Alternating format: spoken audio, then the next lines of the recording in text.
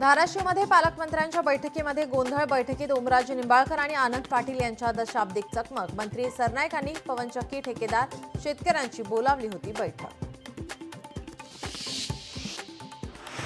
महिनाभरात लातूरच्या जिल्हा रुग्णालयाच्या कामाचे भूमिपूजन करू, पालकमंत्री शिवेंद्रसिंहराजे भोसले यांचे आश्वासन। साताराच्या कोयना धरण परिसरामध्ये भूकंपाचा धक्का। 2.9 रिश्टर स्केल तीव्रतेचे भूकंपाचे धक्के जाणवले। भूकंपामुळे परिसरात तणावाचे वातावरण।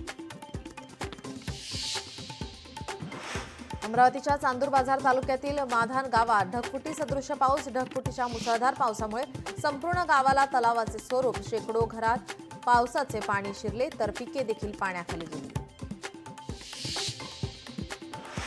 छत्रपती संभाजीनगरमध्ये ढगफुटी सदृश पाऊस। मुसळधार पावसामुळे नदीला पूर। शेतात पावसाचं पाणी साचलं। प्रशासनाकडून खबरदारी घेण्याचे आदेश। सिंधुदुर्ग जिल्ह्यामध्ये पावसाची जोरदार बॅटिंग। जिल्ह्यातील अनेक भागात मुसळधार पाऊस। पाऊस कायम राहिल्यास पूरस्थिती निर्माण होऊ शकते। वाशिम जिल्ह्यात मुसळधार पाऊस। संततधार सुरू असलेल्या पावसामुळे वाशिममधील जनजीवन विस्कळीत। प्रशासनाने केलं नागरिकांना सुरक्षित राहण्याचे आवाहन।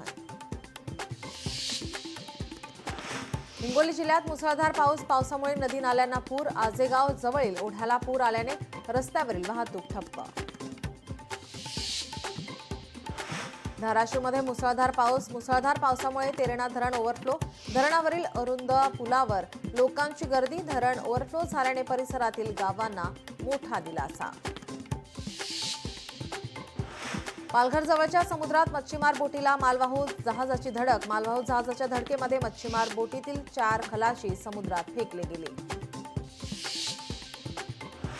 आदिवासी विद्यार्थ्यांचा नदीतून जीवघेणा प्रवास। अलिबागच्या खुटलवाडीतील आदिवासी वस्तीतील प्रकार। पावसाळ्यात रस्त्यावरील वाहत्या पाण्यातून कसरत। पूल नाही, रस्ता नाही, ग्रामस्थ हैराण।